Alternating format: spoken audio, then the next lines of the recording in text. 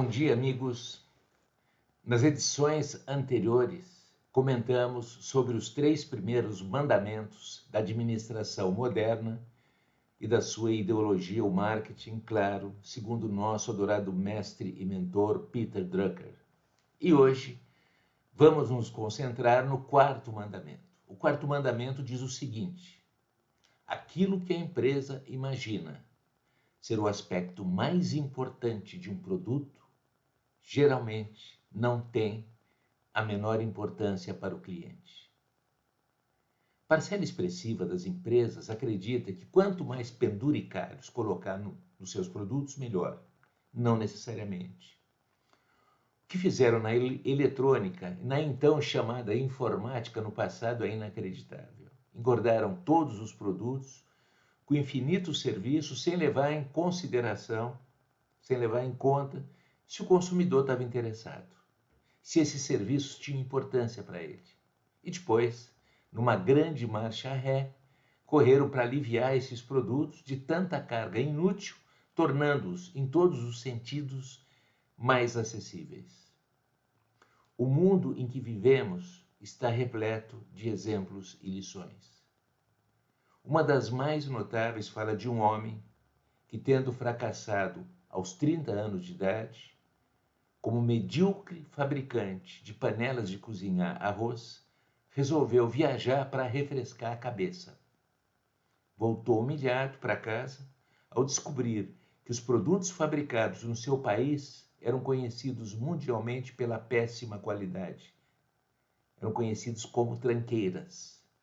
Juntou-se a um grupo de engenheiros e, após muito sacrifício e dedicação, conseguiu colocar um produto no mercado que foi unânime e impiedosamente ignorado pelas pessoas. Como é da tradição oriental, aquele homem decidiu refletir sobre o seu fracasso. Um dia, como ele mesmo conta nas suas memórias, passeava no meu bairro e, na falta do que fazer, entrei numa loja de antiguidades. Fiquei pensando sobre qual a razão daquelas pessoas se interessarem por peças antigas sem nenhum valor prático, que custavam muito mais que o nosso produto moderno e útil. De repente, me deu um estalo e entendi que nenhuma venda acontecerá se o comprador não entender o valor de um produto e se dispuser a pagar por ele. Eu estou me referindo, esse homem é o Akio Morita. O Akio Morita simplesmente constatava naquele momento e na prática o que nosso adorado mestre e mentor Peter Drucker sentenciara em seu 4º mandamento. Durante décadas, os fabricantes de sabão em pó valorizaram os diferentes componentes químicos dos seus produtos, até que num determinado dia a Procter descobriu em outros países, e a Lever confirmou e se apropriou aqui no Brasil, através do Omo, o que as consumidoras, naquela época, desejosas dos elogios de seus maridos, efetivamente buscavam. Uma roupa mais limpa, mais branca. Descobriu o fator branco. Omo lava mais branco. No final do ano de 1991, o marketing, a administração moderna, perderam uma das suas figuras mais fantásticas. O pai da pesquisa motivacional, Ernest Dichter, conterrâneo de Drucker, que com suas pesquisas e ensinamentos, de certa forma, pautou a 6ª geração do marketing, que aqui na Madia a gente chama de Data Marketing Behavior, e seguramente foi o principal responsável pela revolução que se processou na propaganda. Nele, Dichter, vamos encontrar exatamente no melhor exemplo que registra essa revolução, uma emocionante colaboração e ensinamento do nosso mestre e amigo seu e conterrâneo Peter Drucker. Eu arriscaria afirmar, sem medo de cometer qualquer injustiça, que Dichter foi o cardeal primaz do marketing, né? Drucker o Papa, Dichter o cardeal. Num histórico depoimento para a jornalista Rena Bartos, na edição de junho de 1977 do Journal of Marketing Research, Dichter contou como tudo aconteceu, né? Disse ele: eu estudei psicologia e psicanálise em Viena. Vim para os Estados Unidos, via Paris em 1938. quando soube de minha tentativa nos Estados Unidos, o Paul Lazarsfeld. O Paul Lazarsfeld é o grande papa do behaviorismo. O Paul Lazarsfeld me advertiu. Você nunca fará sucesso lá. Os americanos não entendem de psicologia. Tudo o que eles querem e acreditam são gráficos e estatísticas. Desde que tenham números e porcentagens, mesmo que não faça o menor sentido, ficam felizes. Meses depois, o Lazarsfeld indicou Dichter para um executivo da Procter & Gamble. E foi um dos responsáveis pelo sabonete Ivory, que acabou concordando em experimentar a metodologia revolucionária de Ernest Dichter.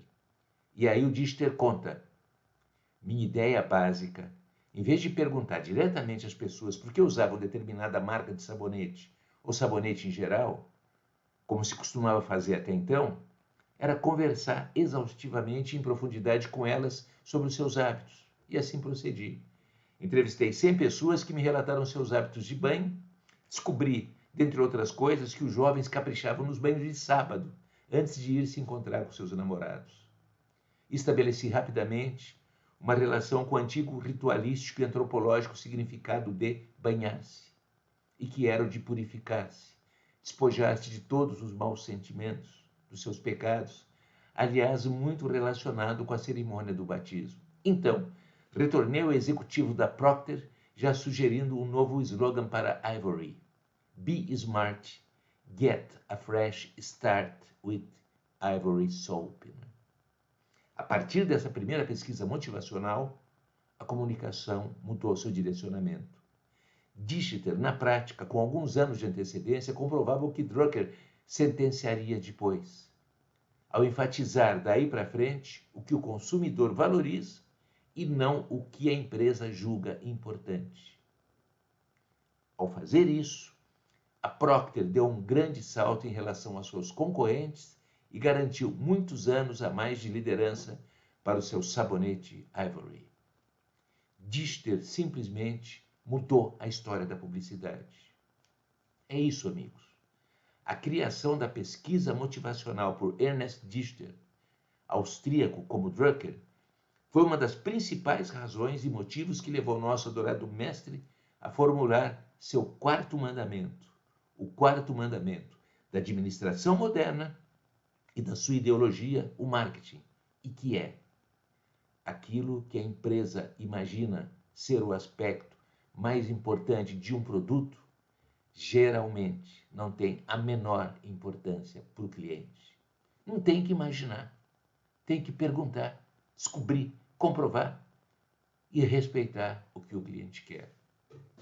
Apenas isso. Bom dia e amanhã a gente retorna com o quinto mandamento. Até lá.